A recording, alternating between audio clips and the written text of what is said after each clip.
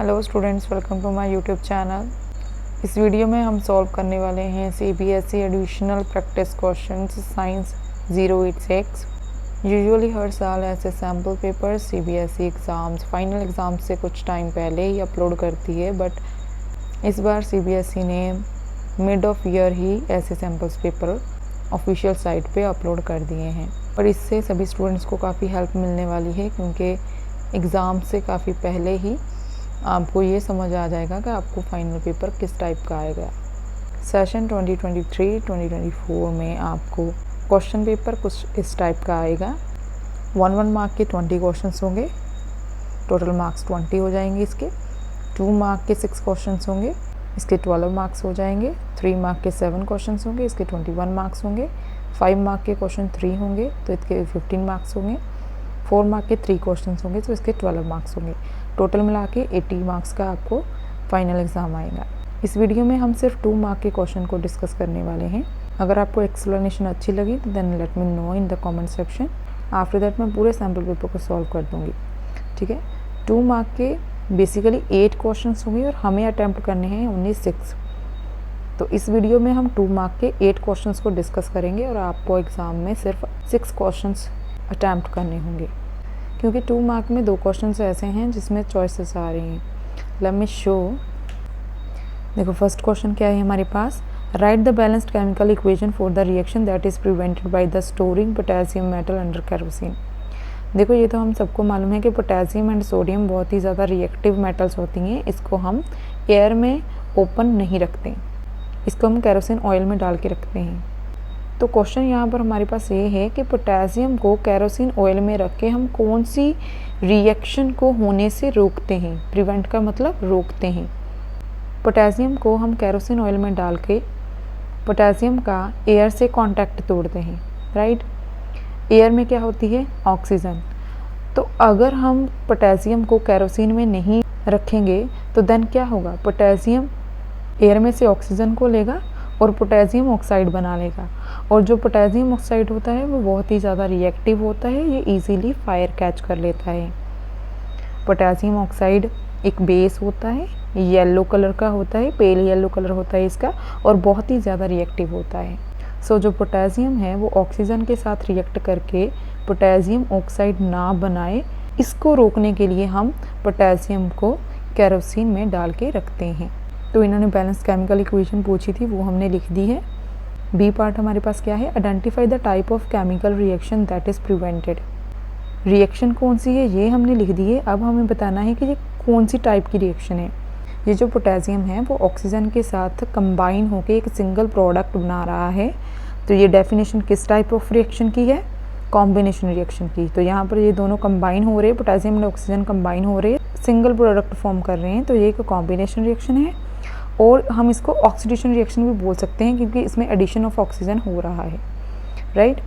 Potassium में addition of oxygen हो रहा है, दैट्स वाई हम इसको ऑक्सीडेशन रिएक्शन भी बोल सकते हैं।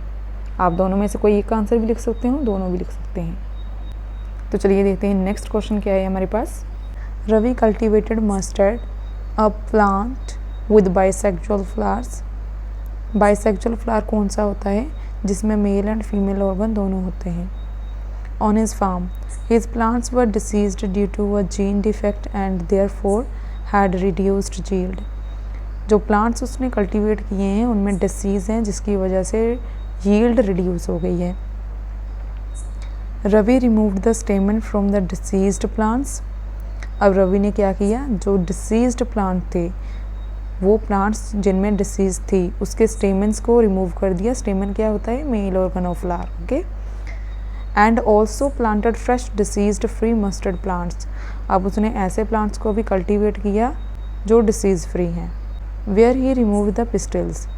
अब जो डिसीज़ फ्री मस्टर्ड प्लांट्स हैं जिसमें डिसीज़ नहीं है, उसमें से उसने क्या किया, पिस्टल्स को रिमूव कर दिया, जो कि फीमेल ऑर्गन है। जिनमें डिसीज़ थी उनमें से उसने स्टेमन्स को रिमूव कर दिया, जो कि मेल ऑर्गन है।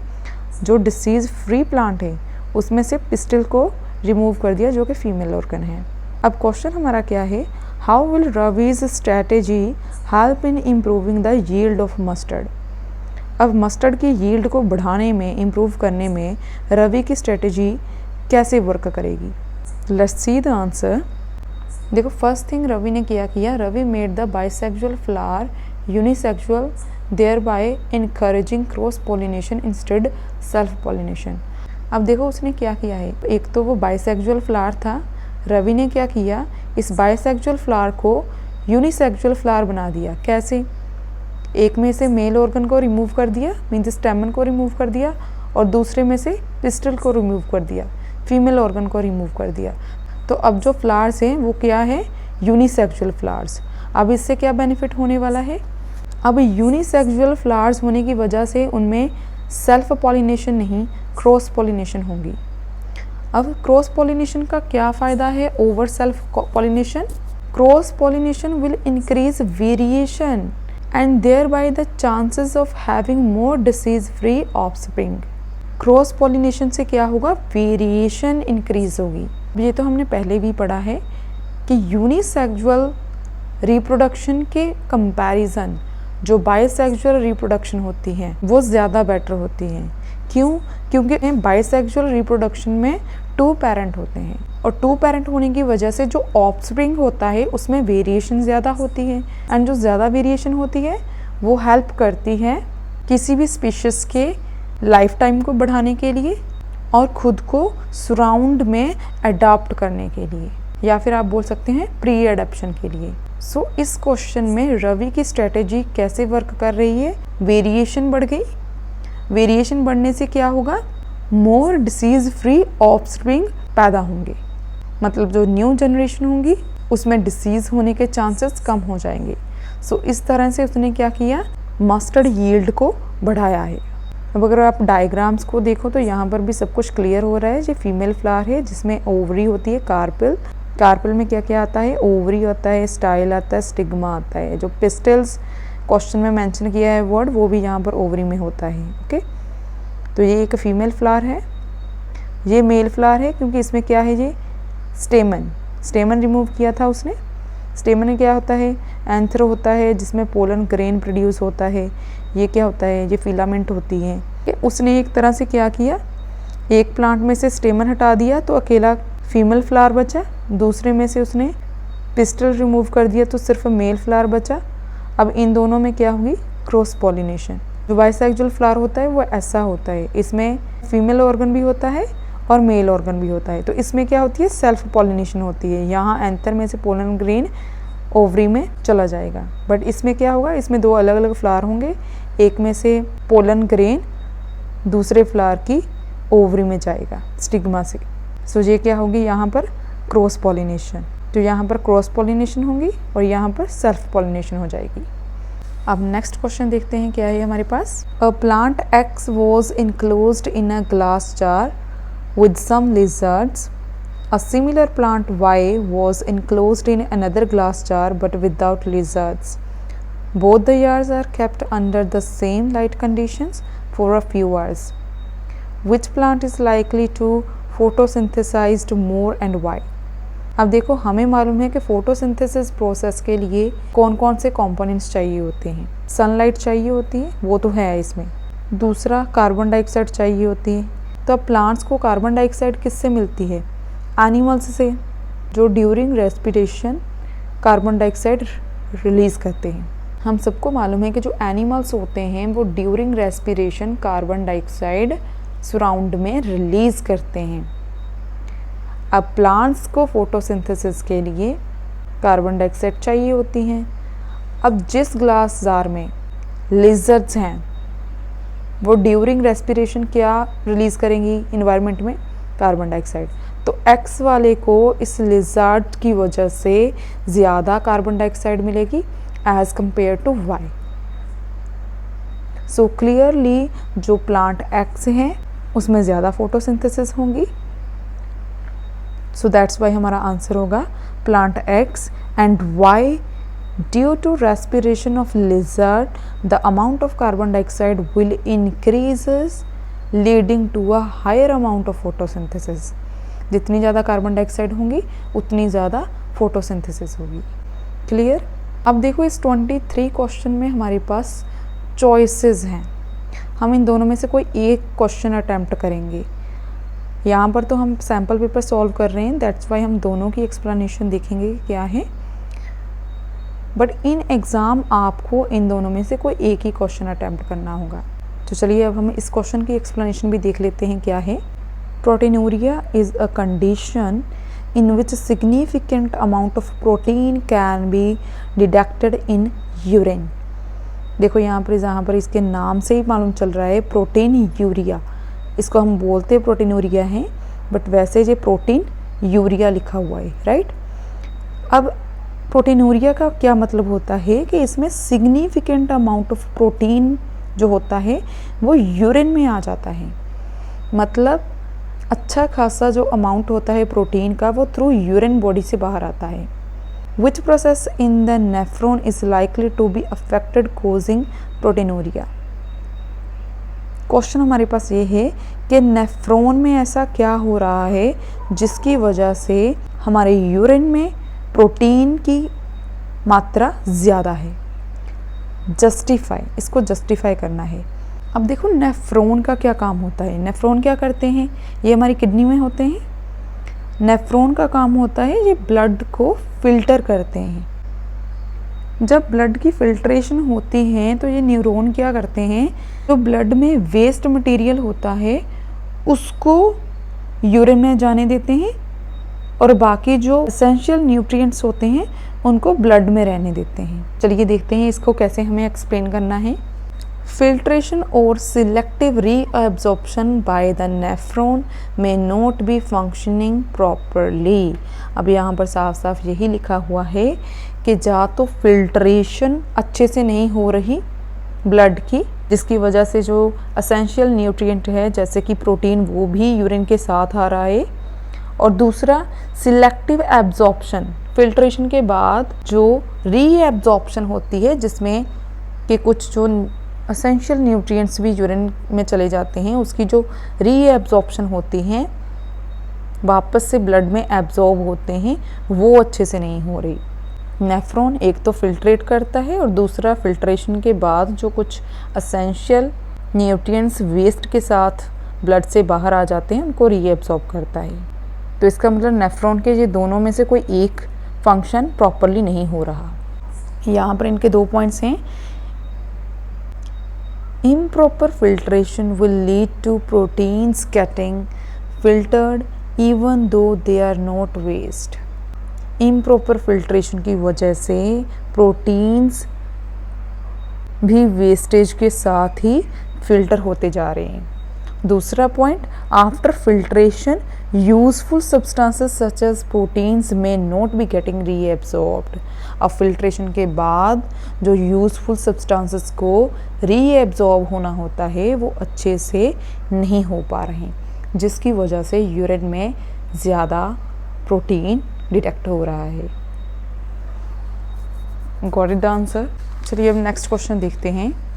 Search mirrors are mirrors that are used to look for hidden objects underneath the cars as shown.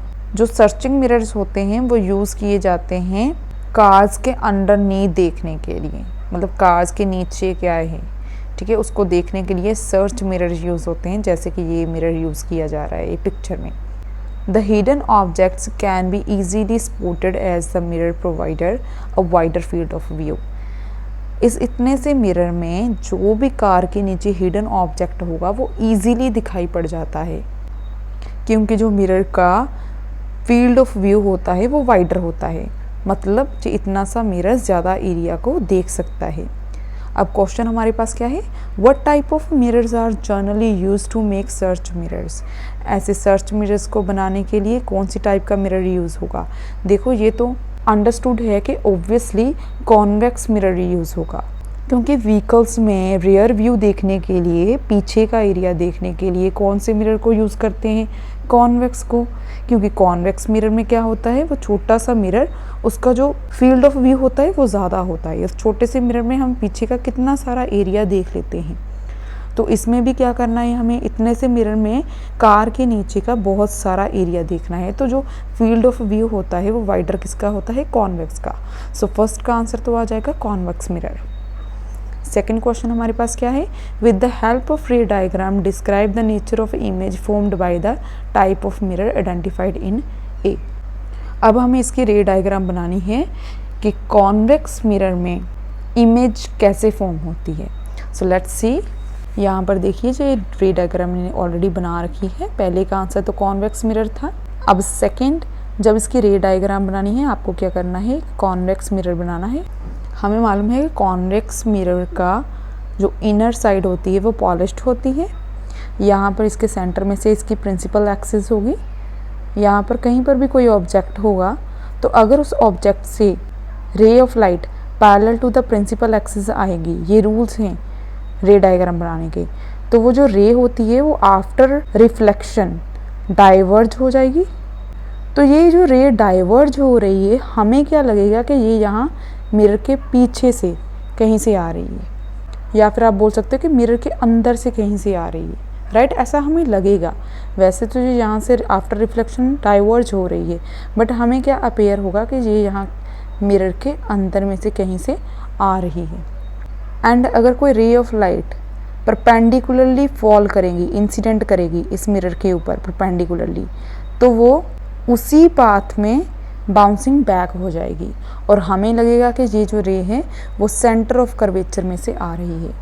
Because ये जो मिरर होता है वो बेसिकली क्या होता है, एक स्फेयर का पार्ट ही तो होता है, और ये क्या होता है, सेंटर ऑफ कर्वेचर उस स्फेयर का सेंटर होता है। तो अब अगर कोई रे परपेंडिकुलरली फॉल करती है मिरर के सरफेस पे, तो वो हमें ऐसा अपीयर होगा कि वो सेंटर में से आ रही है।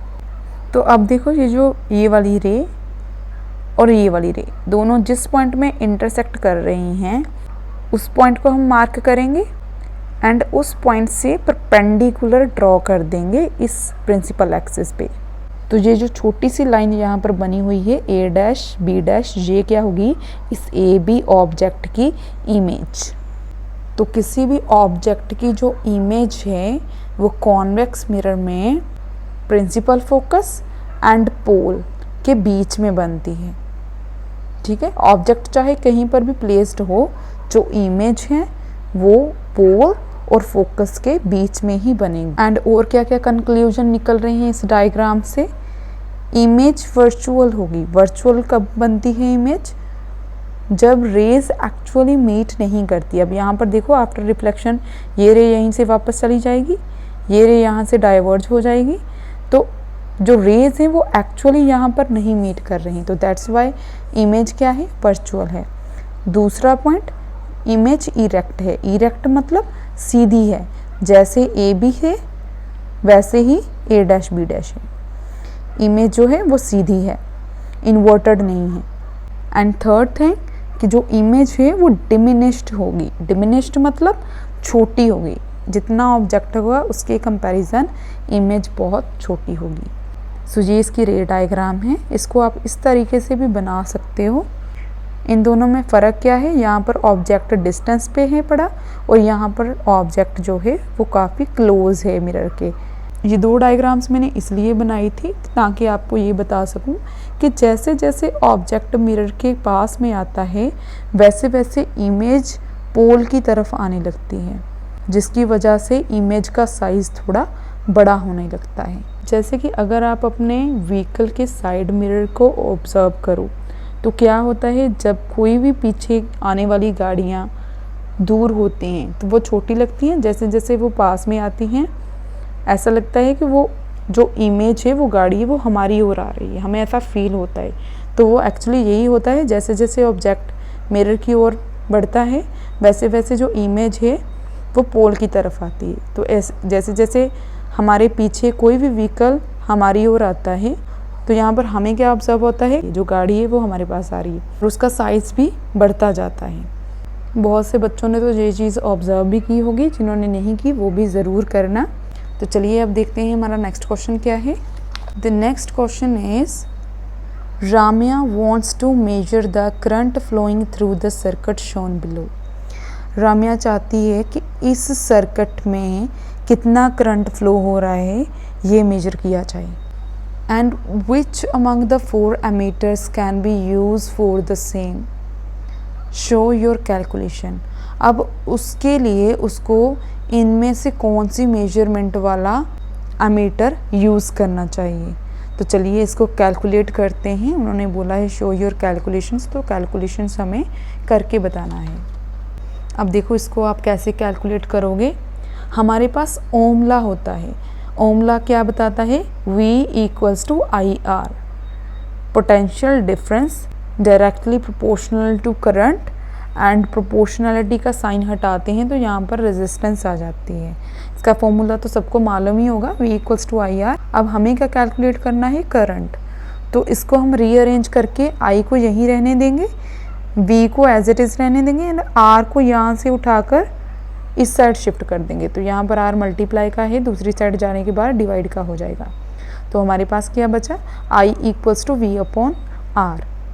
अब यहाँ डायग्राम में से देखते हैं क्या हमारे पास वोल्टेज गिवन है। यस, वोल्टेज कितनी है, 12 वोल्ट। दूसरा रेजिस्टेंस चाहिए, रेजिस्टेंस भी हमें दे रखी है, बट यहाँ पर 3 रेजिस्टेंसेस हैं, एंड हमें यहाँ पर कौन सी रेजिस्टेंस यूज़ करनी है, इक्विवेलेंट रेजिस्टेंस, जिसको हमें कैलकुलेट करना होगा।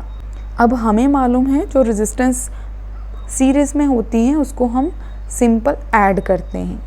ये रेजिस्टेंस है, इसमें क्या ऐड होगी, ये वाली रेजिस्टेंसेस ऐड होंगी, बट ये दोनों रेजिस्टेंसेस क्या हैं, पैरेलल। तो इन पैरेलल को पहले सीरीज़ में बनाना होगा, मतलब इन पैरेलल रेजिस्टेंसेस की इक्विवेलेंट रेजिस्टेंस हमें निकालनी होगी। पैरेलल रेजिस्टेंसेस के लिए इक्विवेलेंट रेजिस्टेंस हम कैसे फाइंड आउट करते हैं, 1/RP, P मतलब पैरेलल के लिए, इक्वल्स टू 1/R2, 1/R3। अब देखो ये R1, R2, R3 हमने पहले मेंशन कर ली है, इसको तो हम नहीं यूज़ करेंगे। फिलहाल इन दोनों को जो जो पैरेलल हैं इनकी इक्विवेलेंट रेजिस्टेंस निकालनी है, तो R2 और R3 को यूज़ करेंगे। यहाँ पर ये आ गया हमारे पास पैरेलल के लिए, पैरेलल कॉम्बिनेशन यही होता है। तो अब यहाँ पर एलसीएम लेंगे तो नीचे R2 मल्टीप्लाई R3 आ जाएगा, एंड न्यूमरेटर में R3 इस साइड चला जाएगा प्लस R2 इस साइड चला जाएगा। तो अब हमारे पास क्या बचा, 1/RP equals to R2 plus R3/R2 multiply R3। हमें इक्वलेंस रेजिस्टेंस चाहिए, 1/RP नहीं। तो यहाँ पर अगर हम RP लिखेंगे तो इक्वल्स टू, यहाँ पर भी रेसिप्रोकल हो जाएगा, R2 इंटू R3 ऊपर आ जाएगा, and R2 plus R3 denominator में चला जाएगा। तो अब जब हमें यहाँ पर इक्वलेंस रेजिस्टेंस निकालनी है तो हम कैसे लिखेंगे, R1 प्लस ये दोनों, इन दोनों को कैसे लिखेंगे, R2 multiply R3/R2 plus R3। यहाँ पर ऐसे ही लिखा है। ये जो कैलकुलेशन है आपकी ये रफ है, ठीक है, आपको ऐसे करना है।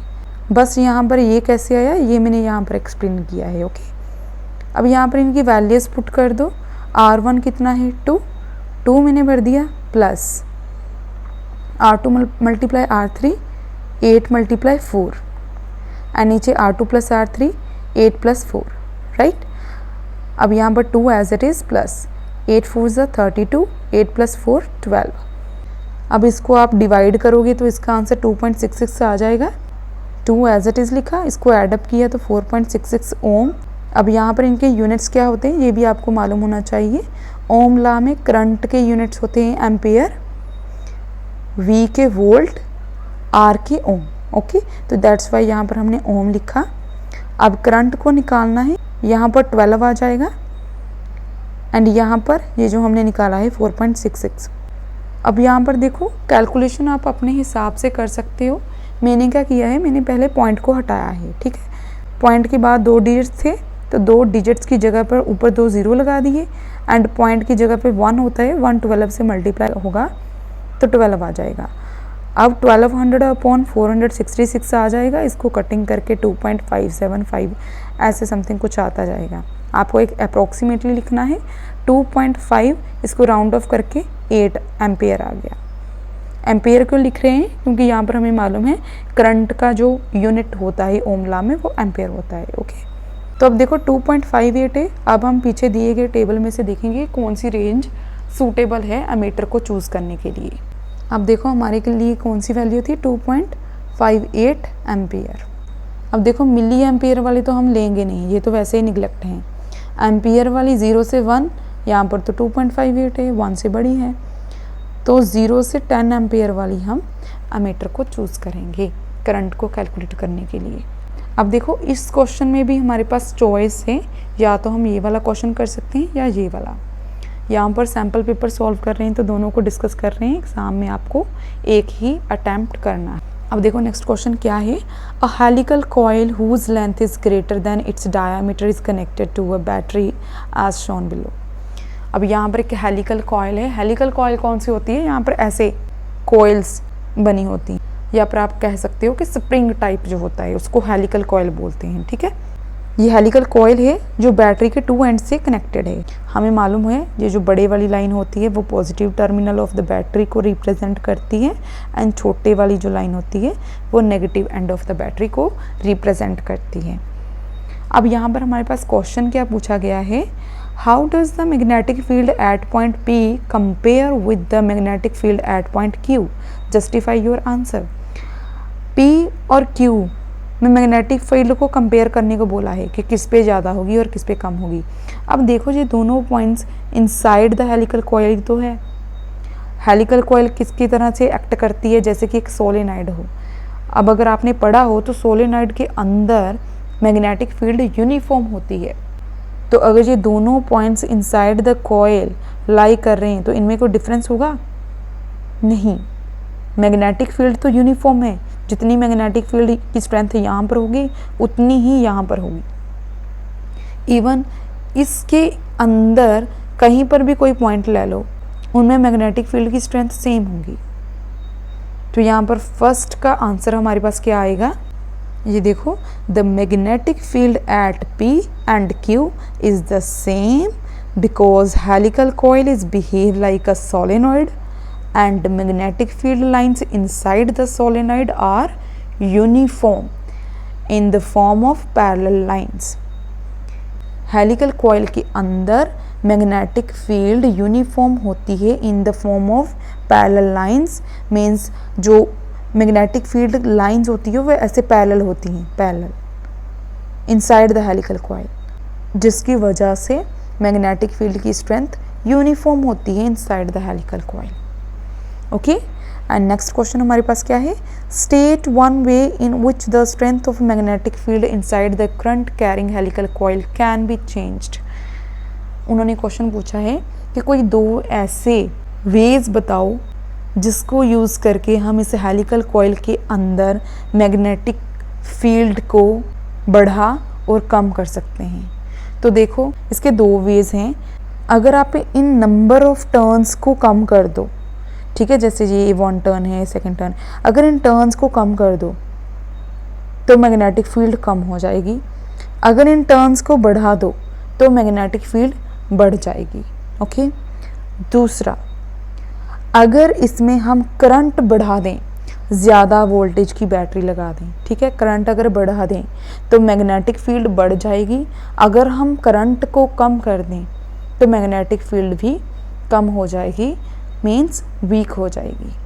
तो चलिए अब देखते हैं इनको लिखना कैसे है। इंक्रीज और decrease the number of turns in the coil.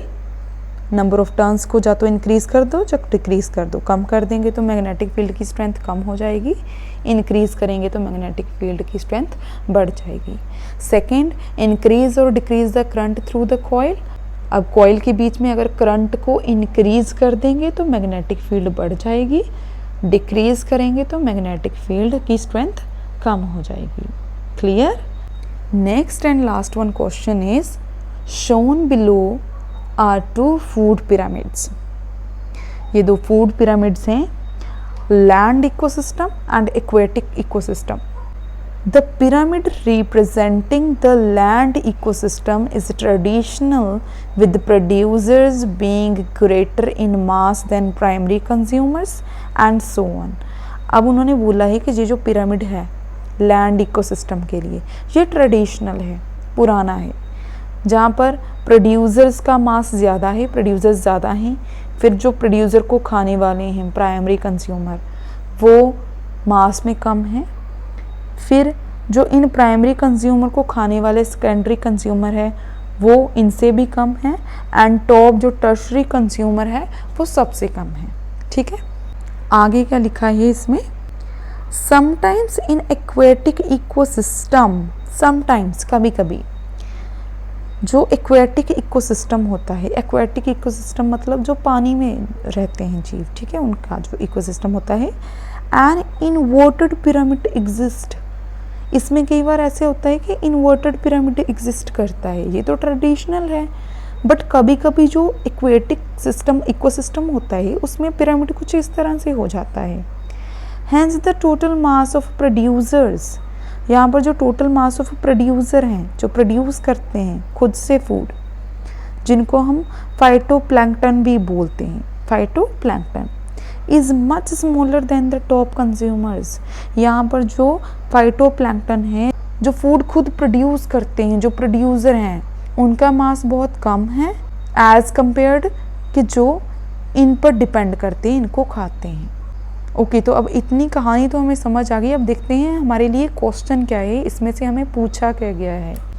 They ask which level is likely to have the most amount of energy in such an aquatic ecosystem, give a reason to support your answer. उन्होंने पूछा है कि इस pyramid में जो aquatic ecosystem में है उसमें अमाउंट ऑफ एनर्जी किसमें ज़्यादा होगा, मीन्स इसमें अमाउंट ऑफ एनर्जी किसमें ज़्यादा होगा, इसमें या इसमें। मास तो इसका ज़्यादा है, इसका कम है, अमाउंट ऑफ एनर्जी किसमें ज़्यादा होगा। यूजुअली हमें मालूम है कि प्रोड्यूसर्स में जो एनर्जी होती है वो ज़्यादा होती है, अमाउंट ऑफ एनर्जी ज़्यादा होता है, बट यहाँ पर अमाउंट ऑफ एनर्जी किसमें ज़्यादा होगा, प्रोड्यूसर्स में या इनमें। तो इसमें आंसर ये है कि फाइटोप्लैंक्टन में ही अमाउंट ऑफ एनर्जी ज़्यादा होगा, बिकॉज ये सन से ज़्यादा एनर्जी एक्वायर करते हैं, ये प्रोड्यूसर हैं। चाहे प्रोड्यूसर मास में कम हैं बट एनर्जी लेवल इनका ही ज़्यादा होगा, अमाउंट ऑफ एनर्जी इनमें ही ज़्यादा होगा, ठीक है। तो इसका रीज़न क्या देना है हमें, लेट्स सी।